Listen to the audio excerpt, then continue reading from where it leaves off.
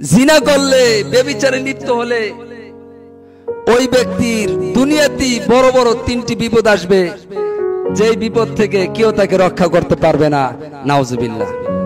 জিনা ব্যভিচার এত মারাত্মক অপরাধ যে আমার বিশ্বনবী সাল্লাল্লাহু আলাইহি ওয়াসাল্লাম বলেছেন, যারা জিনা করবে, যারা ব্যভিচারে লিপ্ত হবে, তারা দুনিয়াতেই ভয়ঙ্কর ভয়ঙ্কর তিনটি শাস্তির সম্মুখীন হবে, যেই বিপদ থেকে, যেই আযাব থেকে কেউ তাকে রক্ষা করতে পারবে না। নাউজুবিল্লাহ। আর আমার আল্লাহ রাব্বুল আলামিন বান্দাকে সতর্ক করে বললেন, বান্দারে, সূরা বনী ইসরাইলের 32 নম্বর আয়াত আমার আল্লাহ রাব্বুল আলামিন সতর্ক করলেন। আমার আল্লাহ রাব্বুল আলামিন বলেন, ওয়ালা তাকরাবুজ জিনা, বান্দারে তোমরা জিনার নিকটবর্তী হইও না, কখনো তোমরা জিনার নিকটবর্তী হইও না, কাছেও যাইও না, পাশেও যাইও না। আর আমার বিশ্বনবী সাল্লাল্লাহু আলাইহি ওয়াসাল্লাম তিনটি শাস্তির কথা উল্লেখ করেছেন, গোটা উম্মতকে সতর্ক করেছেন। হাদিসটি হযরত আব্দুল্লাহ ইবনে মাসউদ রাদিয়াল্লাহু তাআলা আনহু বর্ণনা করেন। তিনি বলেন, আমার বিশ্বনবী সাল্লাল্লাহু আলাইহি ওয়াসাল্লাম বলেছেন, যে ব্যক্তি জিনা করবে, ব্যভিচারে লিপ্ত হবে, ওই ব্যক্তির দুনিয়াতেই ভয়ঙ্কর ভয়ঙ্কর, ওই ব্যক্তি দুনিয়াতেই ভয়ঙ্কর ভয়ঙ্কর তিনটি শাস্তির সম্মুখীন হবে, বড় বড় তিনটি আযাবের, তিনটি বিপদের সম্মুখীন হবে ওই ব্যক্তি। এর মধ্যে এক নম্বর আযাব হচ্ছে, এক নম্বর বিপদ হচ্ছে, আমার বিশ্বনবী সাল্লাল্লাহু আলাইহি ওয়াসাল্লাম বলেছেন, যে ব্যক্তি নাকি জিনা করবে, যে ব্যক্তি নাকি ব্যভিচারে লিপ্ত হবে, তার এক নম্বর শাস্তি হলো তার মহামারী রোগ হবে, অর্থাৎ তার ডায়রিয়া হবে, তার পেট খারাপ হবে, তার কলেরা রোগ হবে। ওই ব্যক্তির কলেরা রোগ হবে, ডায়রিয়া হবে, আর এই রোগ থেকে সে কখনোই আরোগ্য লাভ করবে না। এটাই হইল তার দুনিয়ার বড় একটি শাস্তি। ওই রোগ থেকে ওই ব্যক্তি কখনো আরোগ্য লাভ করবে না। নাউজুবিল্লাহ। কখনো আরোগ্য লাভ করবে না। আর ওই ব্যক্তি এই ডায়রিয়া এবং কলেরা রোগে তিলে তিলে আস্তে আস্তে মৃত্যুবরণ করবে, তার শেষ পরিণত হবে এই রোগের কষ্টে এবং যন্ত্রণায় সে মৃত্যুবরণ করবে। নাউজুবিল্লাহ। যারা নাকি জিনা করবে, ব্যভিচারে লিপ্ত হবে, তাদের এক নম্বর শাস্তি হলো মহামারী রোগ হবে, ডায়রিয়া হবে, কলেরা হবে।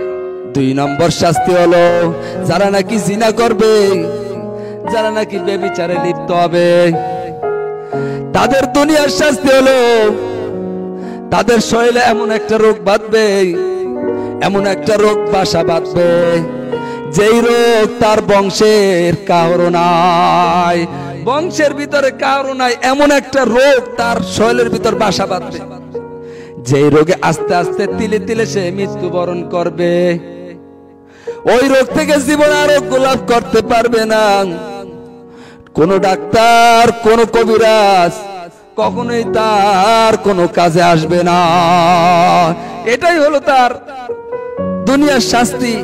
যারা নাকি জিনা করবে, ব্যভিচারে লিপ্ত হবে, দুই নম্বর শাস্তি হলো শরীরের ভিতরে এমন একটা রোগ বাসা বাঁধবে, এমন একটা রোগ হবে, যেই রোগ তার বংশের কারো নাই এবং কোন ডাক্তারও তাকে চিকিৎসা দিয়া সুস্থ করতে পারবে না। নাউজুবিল্লাহ। আর তিন নম্বর শাস্তি হলো যারা নাকি জিনা করবে, যারা নাকি ব্যভিচারে লিপ্ত হবে, দুনিয়ার ভিতরে তাদের তিন নম্বর শাস্তি হলো তার দারিদ্র দেখা দিবে, অভাব অনাটনে পড়ে যাবে, এমনকি অর্থনৈতিক সংকটের ভিতর পড়ে যাবে। এমন অভাব দেখা দিবে, এমন দারিদ্র দেখা দিবে যে হাদিসের শেষ অংশে আমার বিশ্বনবী সাল্লাল্লাহু আলাইহি সাল্লাম বলেছেন, ওই ব্যক্তির জীবনের শেষ অংশে অর্থাৎ বৃদ্ধ বয়সে মানুষের দুয়ারে দুয়ারে ঘুরে ঘুরে তাকে ভিক্ষা করে এরপর খেতে হবে। যারা জিনা করবে, যারা ব্যভিচারে লিপ্ত হবে, তাদের দুনিয়ার 3 নম্বর শাস্তি হলো তাদের দারিদ্র দেখা দিবে। এবং এই দারিদ্র এমন অভাব দেখা দিবে যে জীবনের শেষ অংশে অর্থাৎ বৃদ্ধ বয়সে শেষ মুহূর্তে দেখা দিবে যে মানুষের দুয়ারে দুয়ারে ভিক্ষা করে এরপর তাকে জীবন পরিচালনা করতে হবে, এরপর তাকে চলতে হবে। সুতরাং আমি আমার যুবক ভাইদেরকে বলবো, আমার যুবতী বোনদেরকে বলবো, কখনো জিনা কইরো না এবং ব্যভিচারে লিপ্ত হইও না। এটা এত জঘন্য, এত মারাত্মক অপরাধ। আমার আল্লাহ রাব্বুল আলামিন কিন্তু বান্দাকে সতর্ক করছেন, বান্দারে। সূরা বানী ইসরাঈলের 32 নম্বর আয়াত আমার আল্লাহ রাব্বুল আলামিন এই জন্যই বলেছেন, ওয়ালা তাকরাবুজ জিনা ইন্নাহু কানা ফাহিশা ওয়া সাআ সাবিলা। বান্দারে, তোমরা কখনো জিনার নিকটবর্তী হয়ো না। কারণ কি জানোনি? ইন্নাহু কানা ফাহিশা, এটা হইল অশ্লীল কাজ, এটা হইল মন্দ কাজ। ওয়াসা সাবিলা, এটা হইল মন্দ পথ। সুতরাং তোমরা এই কাজের নিকটবর্তী হয়ো না।